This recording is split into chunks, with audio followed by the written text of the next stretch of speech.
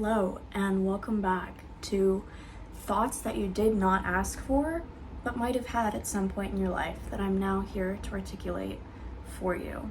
My name is Cara. I used to make YouTube videos when I was like 14, 15, and they went triple platinum in my friend group. And I honestly just miss like the filming and editing process. And now that I'm a college educated girl in her early 20s, I thought I would try it again, if nothing else, but to give myself a little video diary to look back on when I'm older. I know that now I love looking back on the things that I made when I was an early teenager. It's like so precious to me. So if for nothing else, this is for future me. I was going to make a more like political commentary video because that's the stuff that I typically like filming and talking about, but I wanted to make something slightly more personal because I'm feeling kind of sentimental. I want to talk about nostalgia because I feel like nostalgia just really grips the hell out of you when you enter your 20s and you get out of like your adolescence. We talk about it all the time, but I feel like no one talks about how to like get out of your own head and start living in the real world. I feel like Gen Z in particular is like super nostalgic. Like we are super privy to things that make us feel nostalgic and things that like evoke feelings from the past. There are so many examples of like media, TikToks, reels, posts, trends about capturing a certain feeling, a certain memory, a certain era of your life. And that has really become so normalized to be like so reminiscent of something that will never come back. The reason that nostalgia content gets so much views and engagement and reciprocity is because it's so damn easy to fall into the cycle. I think nostalgia sometimes can be a negative emotion. I think that it can really add to depression and anxiety and make you feel like more pressure than is necessary to be fulfilling your life or fulfilling every single day with something that is going to make memories or going to add to your bucket list or add towards what you think you need to accomplish to be valued as a human being or have meaning. And obviously part of like growing up and just like being a human in general is realizing that there are years that you're never going to get back. There are experiences that you're never going to get back. You're never going to be able to like be a teenager again or go to prom again, and that can be really like heartbreaking and disorienting.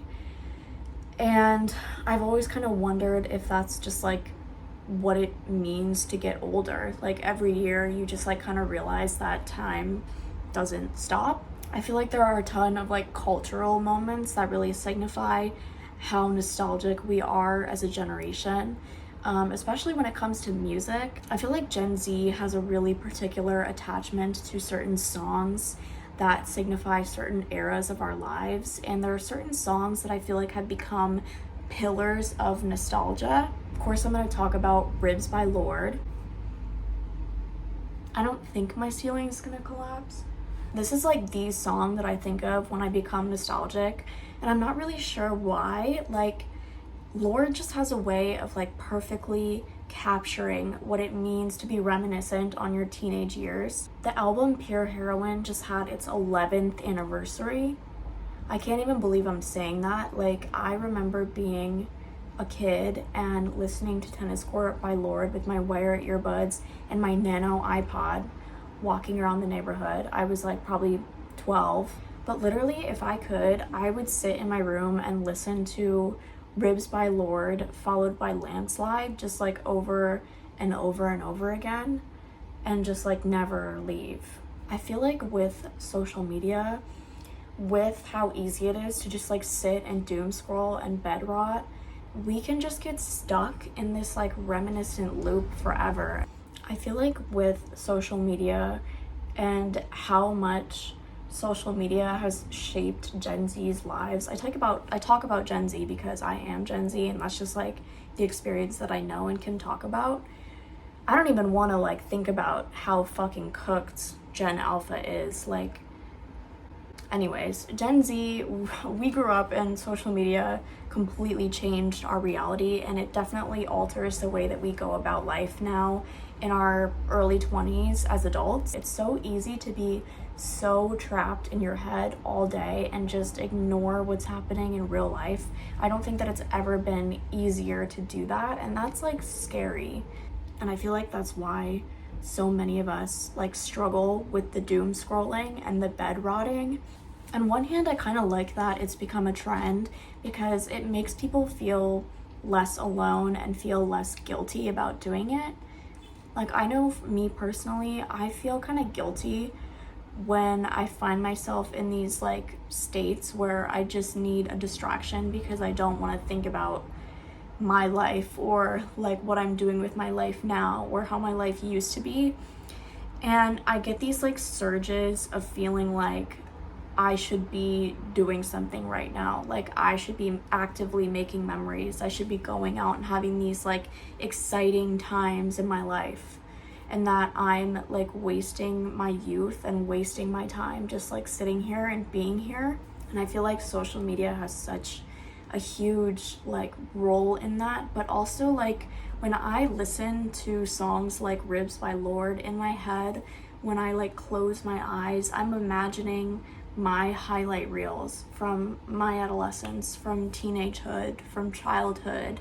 You know, you're not necessarily thinking about the day-to-day and the mundane stuff. I mean, the reality is, like, logically, intellectually, not every day is going to be a highlight reel. Not every day is going to be like super exciting and something that you're going to remember for the rest of your life. And it's kind of creepy and weird to think about how like most of your life you're not really going to remember. Like, do you remember exactly what you were doing at this time last Wednesday? Probably not. And that is kind of daunting, but at the same time, that's like the reality of it, and I don't think that that's something that we should necessarily be scared of. But with the way that the culture is now, I feel like it's kind of teaching us to feel like there's this constant pressure to be doing something or to be like having this super exciting time to look back on when we're older. And then if we're not feeling super excited or we're not able to live a life that's comparable to what we see online,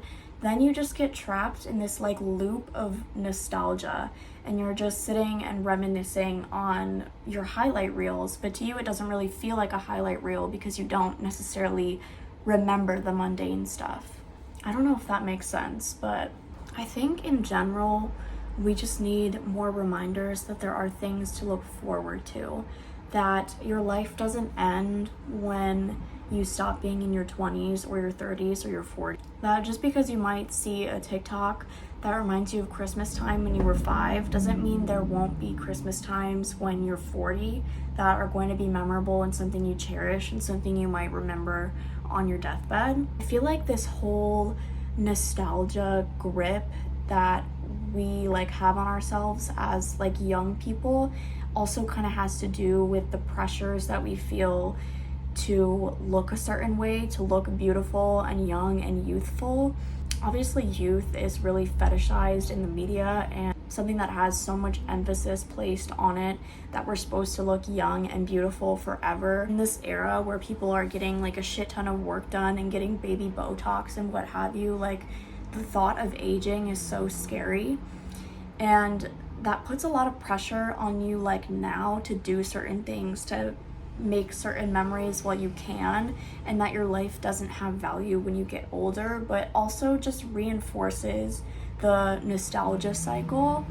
Personally, I feel like I've lost so many days of my life to being trapped in this like loop of reminiscence and feeling like I have to distract myself by thinking about things that already happened in my life. No one talks about how much work it takes to be present and how much work it takes to cherish every moment that you're presently living in, because most people honestly aren't walking around feeling super present. Like, I feel like most of us kind of feel like we're on autopilot or we're on this like zombie mode. Things that have helped me to feel more present, and I'm no expert on being present, I swear to God, I'm like maladaptive daydreaming 75% of the day. Journaling, genuinely. I know it's a fucking cliche. I know every therapist and wellness TikToker tells you to journal, but like, it does force you to be reflective on what's happening in your life right now and possibly what you want for yourself in the future. And I think that that can be so helpful, especially if you're someone who's like a creative or a writer. It's so therapeutic, and it just forces you to get out what's in your head onto a physical form, which is like kind of empowering. I know that's kind of a corny way to put it, but some things just are corny. Just because it's corny doesn't mean it's not sometimes helpful. Another thing that has helped me a lot is stop listening to songs that make you sad. Delete fucking Waiting Room off of your playlist. Doesn't mean you can't listen to it sometimes, but I feel like I've been in eras where all I listen to is sad fucking music, and it just makes my depressive, nostalgic state so much worse. And I get it, trust me, I get it. For years and years, my only music taste was artists that make sad music. But there is happier music that exists, and I promise you, it literally affects your mood so much. Something else that's really helped me is reading more. And you know what? If you want to read fucking Colleen Hoover, if that makes you happy, then read it. Not condoning it, but if you need to do that, then you can do it. I genuinely think reading is such an underrated form of self-care. Like, I don't know why seeing things in your head and putting together words just does something for my brain that makes me so present. I don't know why, but it works. Recently I got a Kindle, and I used to have one like years ago, but I got another one, like the one that's like the paper white touchscreen one. Best fucking purchase of my life. Like, I have read so many books, and I love holding it. I love reading it. I put stickers on it. It's great. 10 out of 10. Some books that I've read recently that I've really liked. Cursed Bread by Sophie McIntosh. This book is I'm gonna say 8.5 out of 10. I love Sophie McIntosh. Sunburn by Chloe Michelle Howarth, I think that's how you pronounce her last name. This one I'm gonna give 7 out of 10. It was really cute. Read it on vacation. Definitely recommend. And then I read Acts of Desperation by Megan Nolan. I'm gonna give this one 5 out of 10. I liked the writing, but the concept was not a huge fan of. And then I read Acts of Service by Lillian Fishman. This one I'm gonna give another 5 out of 10. I did really like the writing style. I think I'm gonna read more from this author. The plot, I wasn't just a huge fan of. Kind of struck me as a little oddly misogynistic and off-putting, but I digress. I also read My Dark Vanessa. I'm gonna give this one a 8 out of 10. It gives a really interesting perspective on victimhood and womanhood and what it means to be a survivor. So I really appreciated that. The author is Elizabeth Russell, by the way. I don't know if I said that. I also read Down the Drain by Julia Fox, 10 out of 10. I fucking love Julia Fox. She's such an icon. Aside from books, actually like studying and doing my homework really oddly makes me feel present. I'm so grateful to be getting the education that I'm getting and having the opportunity to learn the things that I'm learning, studying biology, and hopefully, getting my master's, creating my thesis. I really love learning and studying.